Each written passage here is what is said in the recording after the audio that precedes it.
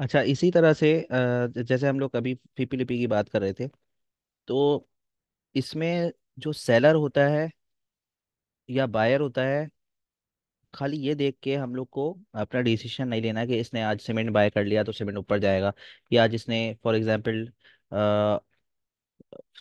Oil and gas को जो है ना सेल कर दिया तो ये आइटम नीचे चला जाएगा। ऐसा नहीं है।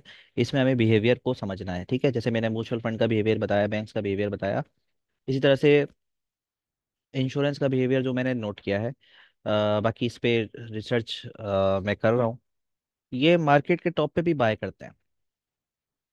ठीक है, मार्केट जो ऊपर होती है उस वक्त भी ये लोग बाय कर लेते हैं। कोई तो बाय करेगा ना।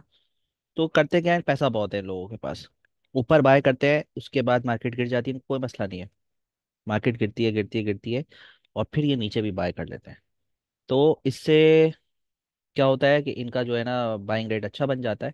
और फिर उसके बाद अपनी मर्जी से, क्योंकि इनके पास अच्छा खासा माल इनके पास आ जाता है, और समझ लें एक किसी भी आइटम का मेजॉरिटी शेयर्स अगर इनके पास चले जाएं, तो फिर वो अपनी मुंह मांगी दाम पे उनको सेल कर सकते हैं।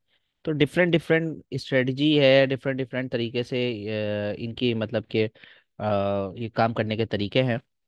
तो अगर ऐसा होता कि एक बंदा मिसाल के तौर पे इंश्योरेंस बाय कर रहा है मार्केट के टॉप पर, और इंडिविजुअल सेल कर रहा है मार्केट के टॉप पे, तो इंडिविजुअल अक्लमंद है, इंश्योरेंस सेक्टर बेवकूफ़ है।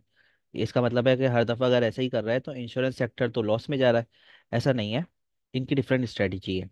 कोई लॉन्ग टर्म चल रहा होता है, कोई शॉर्ट टर्म चल रहा होता है। फॉर एग्जांपल मैंने बताया, बैंक्स फॉर एग्जांपल कहते हैं कि लॉन्ग टर्म में बाइंग करूंगा, और शॉर्ट टर्म कोई दूसरी जो बॉडी है, दूसरी जो ऑर्गेनाइजेशन है, वो शॉर्ट टर्म चल रही होगी। अगर शॉर्ट टर्म कोई बंदा चल रहा है तो इसमें कोई बुरी बात नहीं है, और अगर एक बंदा लॉन्ग टर्म चल रहा है तो इसमें कोई बुरी बात नहीं है। फॉर एग्जांपल अभी इस वक्त कोई सेजियो 850 पे खरीदता है, अदर सेक्टर में आता है वैसे ऑटो, हमारे ऑल अदर सेक्टर्स।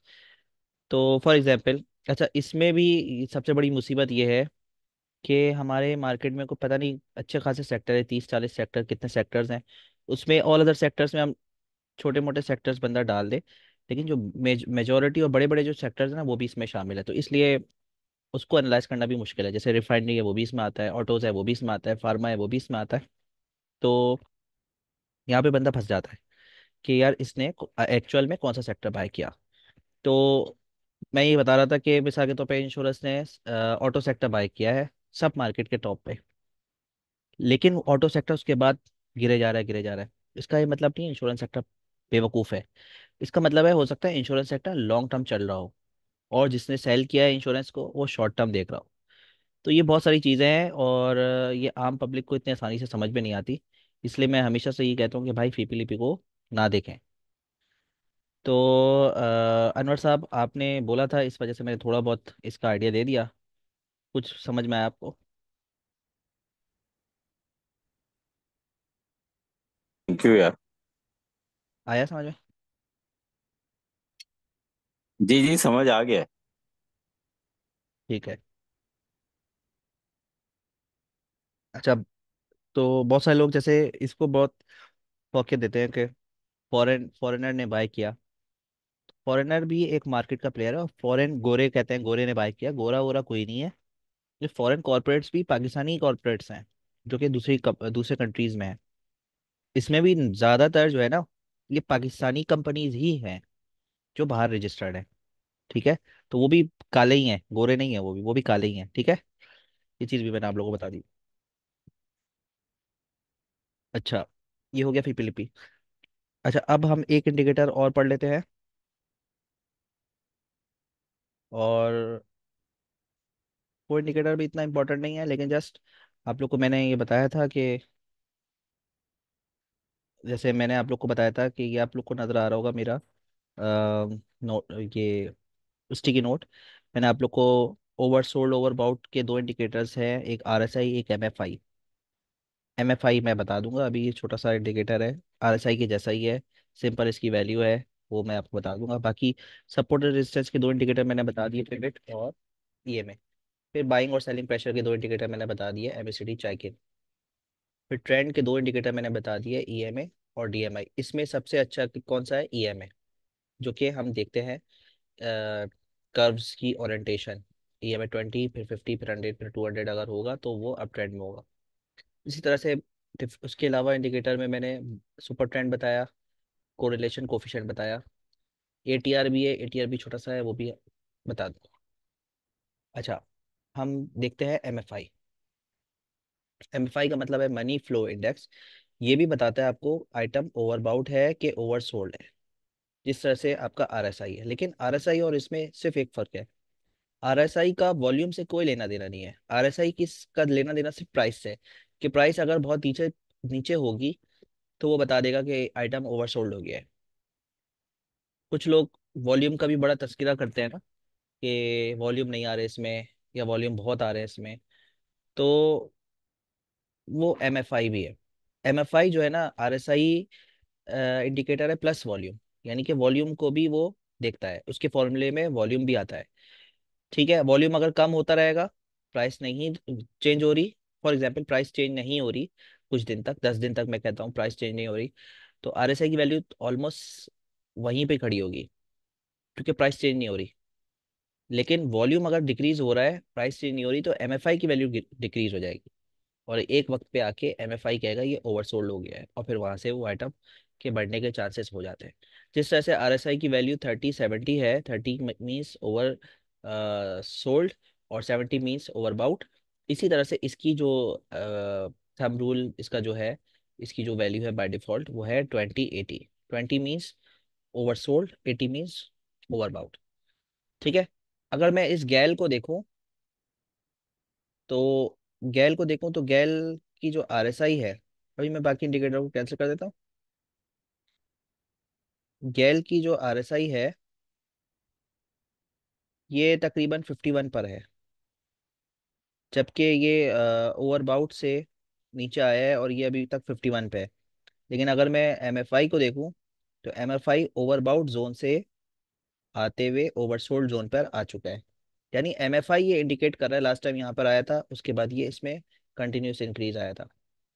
MFI ये बता रहा है कि ये आइटम ओवरसोल्ड हो चुका है with respect to volume. Volume भी अगर देखें, प्राइस एंड वॉल्यूम, वॉल्यूम देखें, आहिस्ता आहिस्ता वॉल्यूम नीचे नीचे नीचे नीचे जा रहा है। होता यह है कि आइटम अक्सर ऐसा होता है कि मार्केट का या आइटम का टॉप जिस दिन आता है ना, उस दिन वॉल्यूम उसमें बहुत आता है, बहुत ज़्यादा वॉल्यूम आता है उसमें। वो डिस्ट्रीब्यूशन हो रही होती है और माल चिपकाया जा रहा होता है, लोगों को एक्साइट किया जा रहा होता है कि वॉल्यूम बहुत आ रहा है, ये आइटम मजीद ऊपर जाएगा। लेकिन उस आइटम को कैप नहीं लग रहा होता, या वो आइटम बहुत ज़्यादा पॉजिटिव नहीं होता, हल्का मामूली सा 1% या 2% ऊपर जाता है इतने हैवी वॉल्यूम के बाद। नॉर्मली वो होता यही है कि वो आपस में ही खुद buy sell buy sell buy sell buy sell कर रहे होते हैं। अब उनकी टीम है, मेरी टीम है, मेरी टीम में 10 बंदे हैं, आपस में बोल दिया कि भाई मैं 10 लाख शेयर आपको दूंगा, आप वापस मुझे 10 लाख शेयर देना, फिर मैं लूंगा, फिर मैं लूंगा, फिर मैं, इसी तरह से चलता चलता वॉल्यूम उस आइटम में बहुत आता है। जब वॉल्यूम जनरेट होना शुरू हो जाता है तो अवाम उसमें घुस जाती है कि यार ये तो आइटम ऊपर चला जाएगा। जब वो अवाम घुसना शुरू हो जाती है तो फिर मैं अपना माल उनको सेल कर देता हूँ। तो जब वॉल्यूम बहुत ज़्यादा आना शुरू हो जाता है, तो ये इंडिकेटर MFI ओवरबाउट बता रहा होता है, प्राइस तो ऊपर जा ही रही है और वॉल्यूम भी अगर ऊपर जा रहा है, तो ये ओवरबाउट बताना शुरू कर देता है कि यार अब ये खतरनाक होना शुरू हो गया है। इसी तरह से वॉल्यूम जब बिल्कुल गिरना शुरू हो जाए और प्राइस और वॉल्यूम दोनों का कॉम्बिनेशन देखा जाए, तो ये ओवरसोल्ड बताता है। तो ये RSI और MFI में डिफरेंस है, तो आप लोग इसको भी लगा सकते हैं कभी कभी। ठीक है, आगे समझ।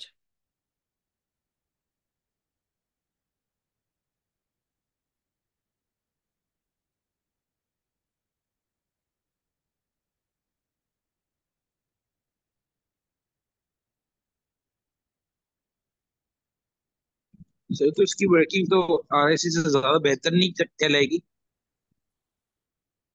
RSI ज़्यादा पॉपुलर है, जो चीज़ ज़्यादा पॉपुलर होती है लोग उसको ज़्यादा फॉलो करते हैं, बस ये बात है। इसको भी आप लोग साथ साथ लगा सकते हैं। ठीक है, अब अगर ऐसा है मिसाल के तौर पर RSI भी ओवरसोल्ड बता रहा है और MFI भी ओवरसोल्ड बता रहा है, तो इसका मतलब है एक दोनों ने जब ओवरसोल्ड बता दिया तो इसका मतलब है वो आइटम को ऊपर जाना है। या हो सकता है RSI ओवरसोल्ड बता रहा हो, MFI बता रहा हो कि नहीं ओवरबाउट है, तो हम कहेंगे नहीं यार अभी रुक जाओ, MFI भी नीचे आने दो। कॉम्बिनेशन में आप लोग लगा सकते हैं।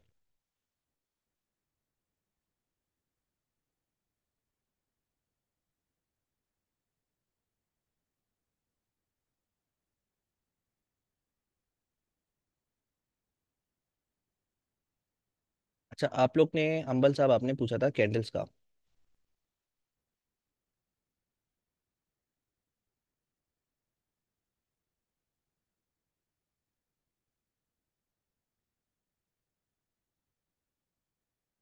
देखें,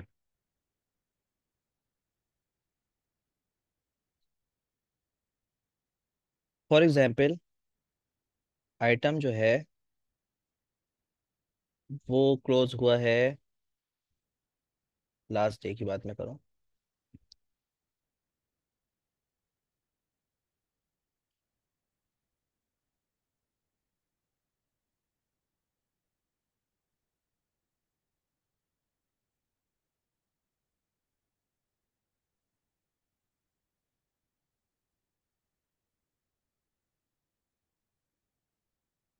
फॉर एग्जांपल आइटम जो है लास्ट डे पॉजिटिव क्लोज हुआ है, या हम कहते हैं लेट सपोज 100 रुपये पे क्लोज हुआ है, कोई भी आइटम। ठीक है। उसके बाद अब ये कैंडल कैसे बनती है, क्या मतलब होता है इसका, विक का क्या मतलब होता है, और ये इनकी किस किस तरीके की शेप होती है, इसका मैं बेसिक बेसिक इसका बता देता हूँ। ठीक है। अच्छा, फॉर एग्जांपल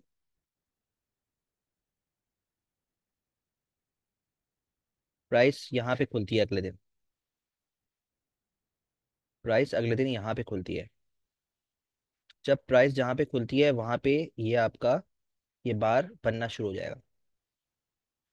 अगर प्राइस ऊपर जाती है तो ये इस तरह से जाएगा।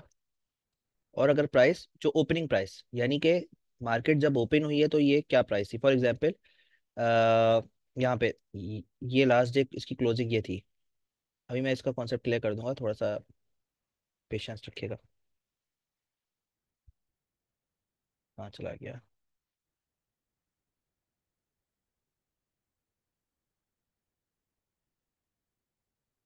लेट सपोज यहाँ पे प्राइस इसकी क्लोज हुई थी ये, और ये है 100। इससे ऊपर नेक्स्ट डे से ऊपर इसकी ओपनिंग होती है। ठीक है। तो ये इस तरह से ओपन होगा। उसके बाद अगर प्राइस ऊपर जाती है मजीद यहाँ तक, तो ये इस तरह से बॉक्स बन जाएगा। लेट सपोज ये ऊपर जाता है, ऐसे जाता है, 100 से प्राइस इसकी 105 हो जाती है।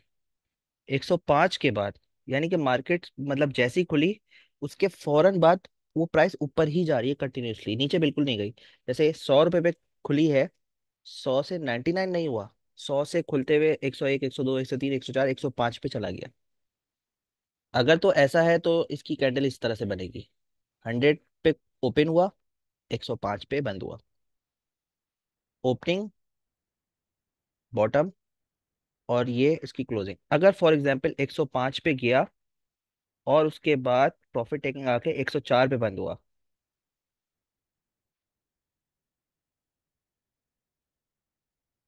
तो इसकी इस तरह से विक बन जाएगी, यानी कि 105 पे गया था और प्रॉफिट टेकिंग होकर 104 पे बंद हुआ। ये ये कैंडल बता रही है कि ये प्राइस यहाँ से चली है, चलते चलते चलते चलते चलते इसने अपना हाई ये बनाया है, और उसके बाद प्रॉफिट टेकिंग होने के बाद यहाँ क्लोजिंग हुई है। आहिस्ता आहिस्ता में इसको इस ये चीज़ क्लियर होती रहेगी। इसी तरह से फॉर एग्जांपल प्राइस यहाँ पे खुली और उसके बाद नीचे चली गई, नीचे चली गई, नीचे जाने के बाद ये वापस ऊपर आ गया, तो इसकी विक नीचे होगी। यानी कि ये जो बॉटम है ना, इस रेक्टेंगल का जो बॉटम है, ये ओपनिंग प्राइस है। रेक्टेंगल का जो बॉटम है ये ओपनिंग प्राइस है, जो कि ये है, ये वाली ओपनिंग प्राइस। लेट सपोज ये 100 है, 100 के बाद ये नीचे गिरा, लेट सपोज 98 तक गिरा, और उसके बाद इसकी क्लोजिंग आई लेट सपोज 102 पर। तो इसकी कुछ इस तरह से कैंडल बनेगी। ये बॉटम है, ये टॉप है, यानी ओपन यहाँ से हुआ, ये आइटम ओपन यहाँ से हुआ, उसके बाद इसने ये लो बनाया, और उसके बाद ये क्लोज यहाँ पर हुआ। फॉर एग्जाम्पल ये इस तरह से होता।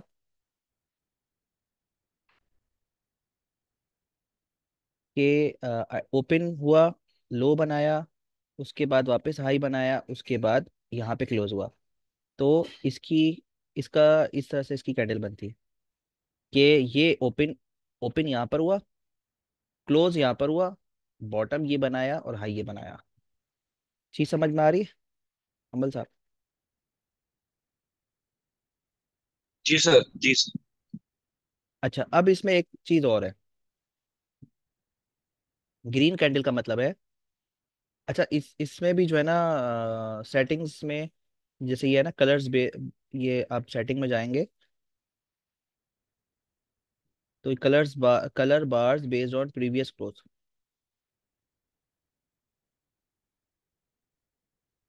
इसमें जो है ना आपके कलर्स आगे पीछे हो जाएंगे। ठीक है। अच्छा, अगर ग्रीन है, कलर ग्रीन होता है या रेड होता है बाय डिफॉल्ट?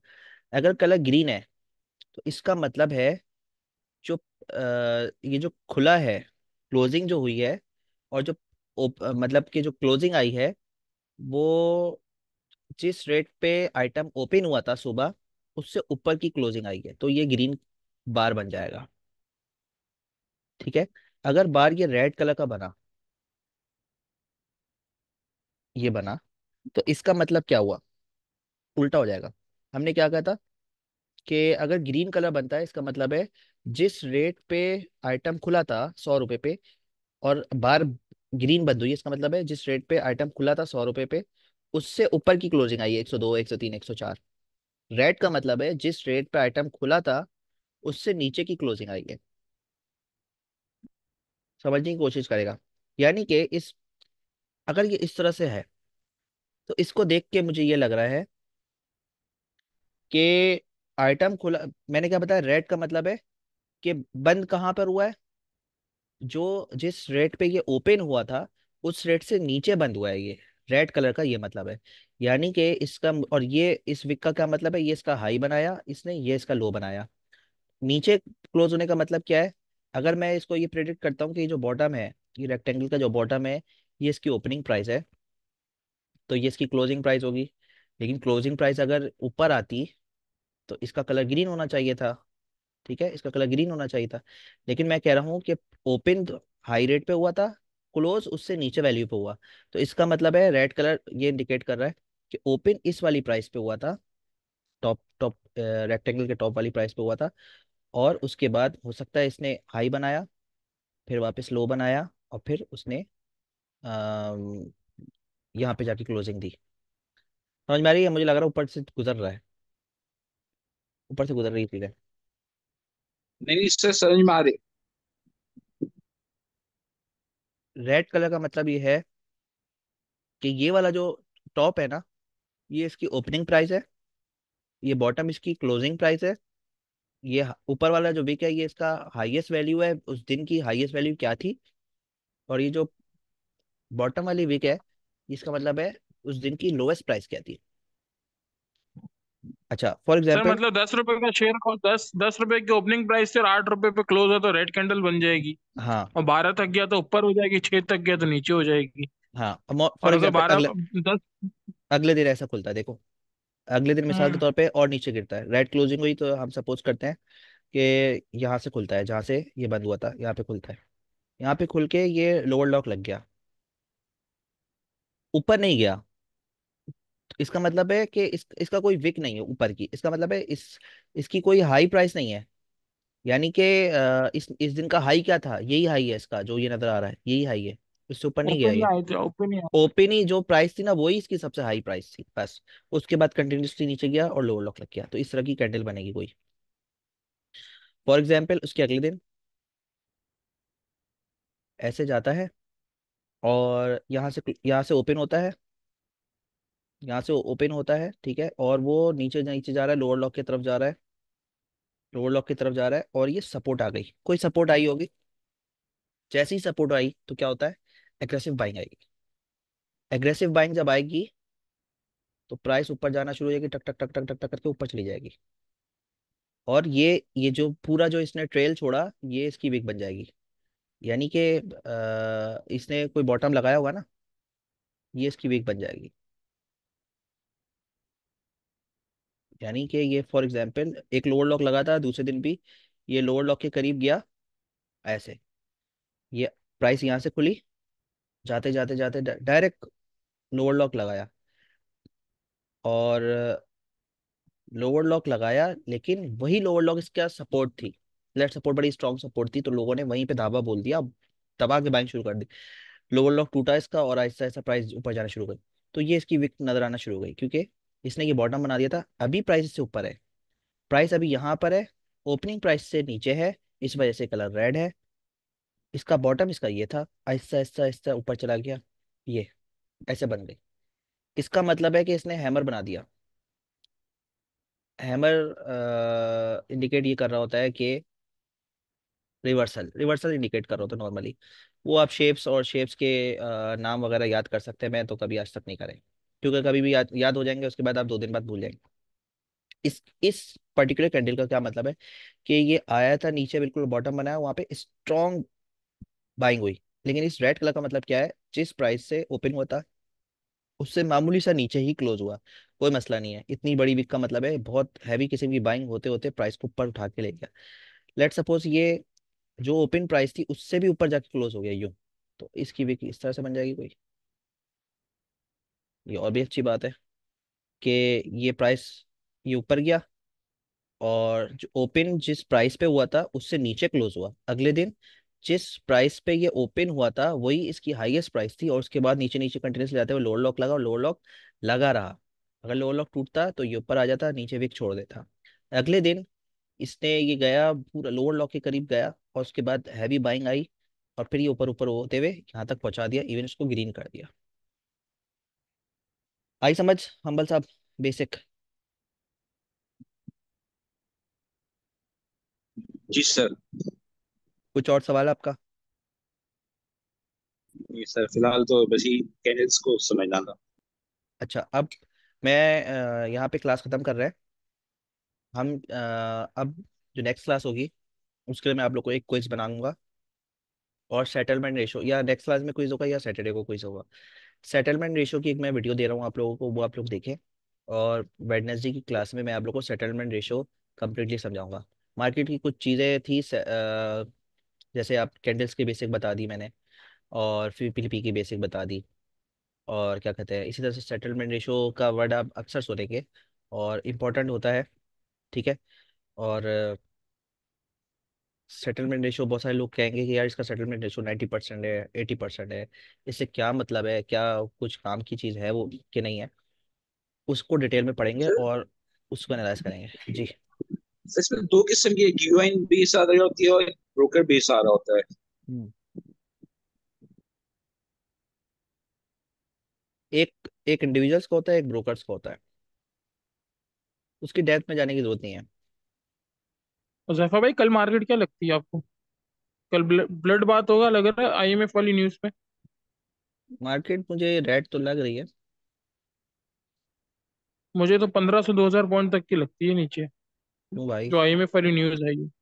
क्यों मार रहे हो बच्चों को?